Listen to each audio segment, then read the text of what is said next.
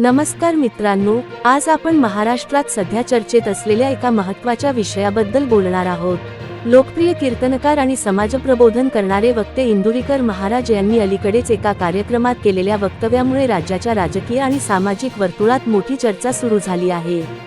त्यांच्या भाषणातील काही वाक्ये सध्या सोशल मीडियावर मोठ्या प्रमाणात व्हायरल होत आहेत। इंदुरीकर महाराज यांनी आपल्या भाषणात थेट कोणत्याही पक्षाचं नाव न घेता एकंदर राजकारणाच्या सद्यस्थितीवर नाराजी व्यक्त केली।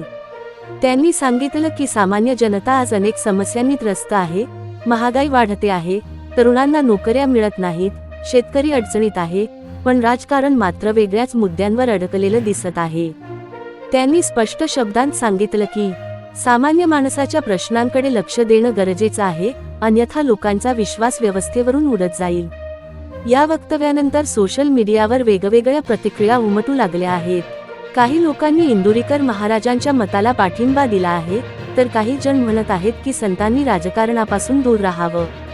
महत्त्वाची गोष्ट म्हणजे कुठलाही बंद, आंदोलन किंवा ठराविक तारखेबाबत इंदुरीकर महाराजांनी अधिकृत घोषणा केलेली नाही। मात्र सोशल मीडियावर काही पोस्ट्स आणि चर्चांमुळे गैरसमज पसरताना दिसत आहेत। त्यामुळे नागरिकांनी अफवांवर विश्वास न ठेवता अधिकृत माहितीचीच वाट पाहणं गरजेचं आहे। राजकीय नेत्यांकडूनही यावर सध्या थेट प्रतिक्रिया आलेल्या नाहीत। मात्र जाणकारांचं असं मत आहे की समाजातील असंतोष व्यक्त होणं हे लोकशाहीचं लक्षण आहे आणि अशा वक्तव्यांकडे गांभीर्याने पाहायला हवं। एकंदरीत पाहता इंदुरीकर महाराजांच्या वक्तव्यामुळे राजकारण, समाज आणि सामान्य जनता यांच्यातील नात्यावर पुन्हा एकदा चर्चा सुरू झाली आहे।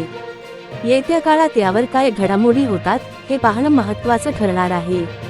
मित्रांनो, ही बातमी तुम्हाला कशी वाटली? तुमचं मत कमेंटमध्ये नक्की सांगा। अशाच विश्वासार्ह आणि सविस्तर बातम्यांसाठी चॅनलला सबस्क्राईब करा।